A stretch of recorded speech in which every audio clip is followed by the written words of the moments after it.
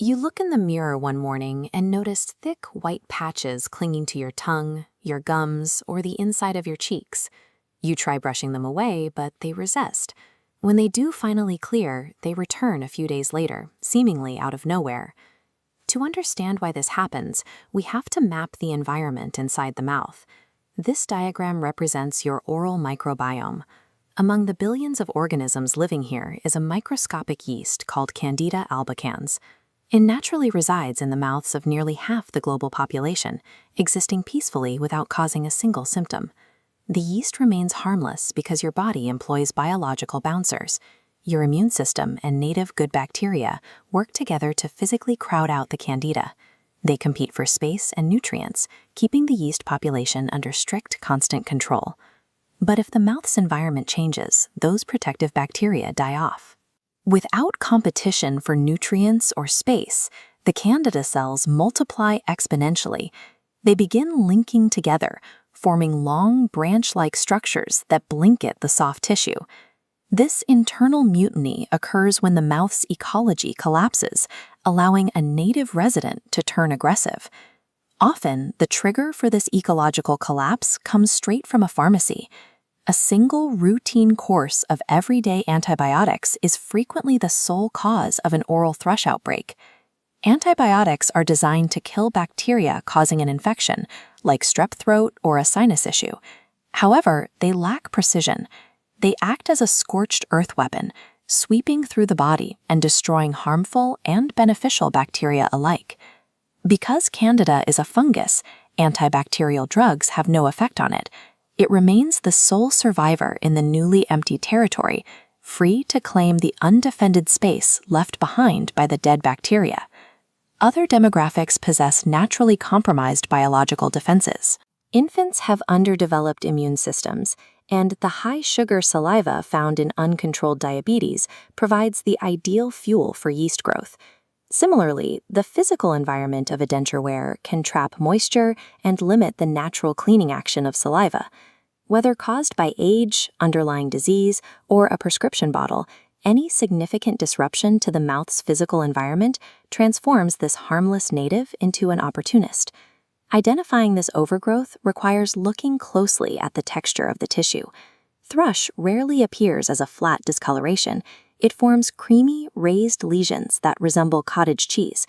If you spot these lesions, you can use a definitive diagnostic tool known as the wipe test. You take a clean cotton swab or a toothbrush and firmly sweep it across the surface of the white patch. Conditions like Fordyce spots, which are visible oil glands, or Leukoplakia, are structurally part of the tissue. They will not wipe away under mechanical pressure. A positive test for thrush looks like this. The fungal mass rests on top of the skin and sweeps away easily. However, removing it reveals a raw, red, bleeding surface immediately underneath, where the fungus has eroded the protective layer of the mucosa. The true hallmark of an oral fungal takeover is the destructive footprint it leaves behind on the underlying tissue. In infants or the elderly, thrush is an expected complication. However, the appearance of these lesions in an otherwise healthy adult who hasn't recently taken antibiotics is a visual warning. In these cases, the fungal overgrowth acts as a biological check engine light, signaling a failure in the body's internal defenses. The immune system relies on specific white blood cells to hunt fungal spores. When a systemic condition depletes these cells, the oral bouncers disappear, allowing Candida to spread unchecked. This is why recurring thrush is often the first visible indicator of advanced diabetes, undiagnosed cancers, or HIV infection. Once this visual signal appears without a clear trigger, finding the root systemic cause becomes the medical priority. Eradicating the thrush while ignoring the underlying disease is biologically equivalent to silencing a fire alarm while the house burns down. Doctors address the immediate overgrowth using antifungals like nystatin or fluconazole. For most patients, a standard 7 to 14-day course clears the visible lesions. However, medication only kills the yeast. It does not repair the ecosystem. If the physical environment of the mouth remains disrupted, the overgrowth will relapse once the prescription ends. Long-term prevention requires active environmental management. Denture wearers must remove their appliances every night to eliminate the trapped moisture that breeds yeast. Patients using steroid inhalers must aggressively rinse with water after every use. This washes away the chemical residue that would otherwise suppress the local immune response in the throat. While medicine can prune the fungal overgrowth, only daily ecosystem management ensures the biological balance remains intact. This raises a question regarding your own health. When your body breaks its normal patterns, are you simply treating symptoms or are you looking for signals?